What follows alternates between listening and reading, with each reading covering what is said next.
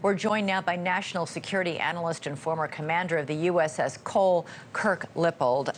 Commander, great to have you on. You say this attack today on America's commercial ship is tantamount to a direct attack on the U.S. And then yesterday, the rebels fired on a U.S. warship.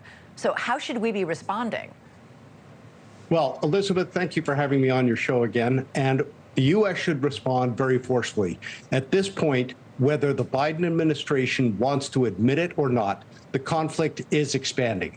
The Houthi rebels, despite the U.S., U.K., and follow-up U.S. strikes against their facilities, command and control, and radars, continues to target vessels in the Red Sea, the Strait of Bab al-Mandeb, and the Group of Aden. One of the key advantages that come from having a U.S.-flagged, U.S.-owned vessel is that they, by that very nature, have the protection of the United States government. If you're going to have a vessel that goes through all those onerous regulations that U.S. vessels have to pass, and we do not respond after an attack on one of them, then a lot of countries are going to say, well, why don't I just get my vessel flagged in Liberia or Panama or someplace at half the cost, not near the regulation? So we have a vested interest in securing our maritime forces. And when you attack one of our vessels, that is attack upon the United States itself, well deserving a response back to not only the rebels, but Iran. But, okay, attacking Iran is a huge step. You know that's an enormous escalation.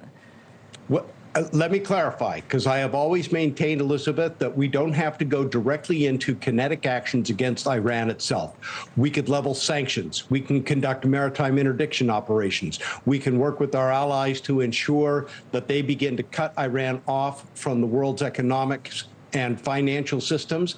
And then if it does not bring Iran to heel with its proxies, then we have to consider it. We have to make sure that we understand Iran has been at war with the United States since 1979. They have killed hundreds, if not thousands, of Americans in Iraq and Afghanistan and around the world. Let's not forget, they were behind the Beirut barracks bombing in October of 1983, killing 241 sailors and Marines. So they have killed Americans, and at some point we're going to have to face that threat. So in the meantime, you have argued that the U.S.-led coalition attack on the rebels on Friday and Saturday, that the rebels actually got word of that while it was happening, some sort of advance, or not advance warning, but at least simultaneous heads up that, yo, this is happening right now. It was absolute advanced. I mean, we in the military refer to that as operational security, or OPSEC.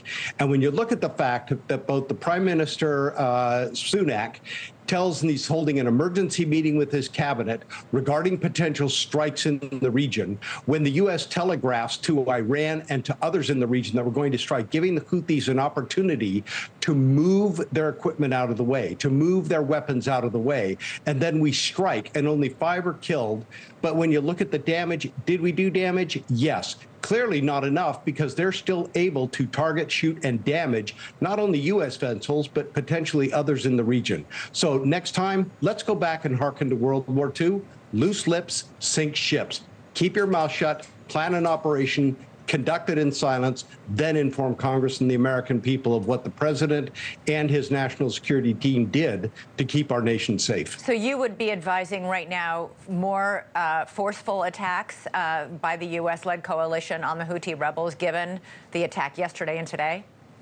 Absolutely. We cannot afford to have that maritime seaway in the Red Sea cut off from the world's economy. It is taking vessels an additional 10 days going around the Horn of Africa to get to all that stuff, and we can see the impact already. Already you have Tesla shutting down operations because of delays in getting parts, because of just-in-time logistics. So here's the reality of it. That part of the world that has about 12% of the economic goods flow through the Red Sea, the Strait of Bab al-Mandeb, we need to get that open and safe. And by doing so, apparently the Houthi rebels are going to have to be addressed in a manner that takes out that capability, unfortunately, it's probably going to have to be with continued military strikes. Yeah, about 30% of global shipping containers pass through the Red Sea. It's an incredibly critical shipping artery and very, very crucial to economies across the world. But of course, you have these new warnings today from the Houthi rebels that all American and British ships in that region, including American servicemen, are targets. So very tense situation. Commander Kirk Lippold, thanks for being here tonight. Really appreciate it. Thank you, Elizabeth. Thanks so much for watching. Go to joinnn.com to find NewsNation on your television provider. And don't forget to click the red subscribe button below to get more of NewsNation's fact-driven, unbiased coverage.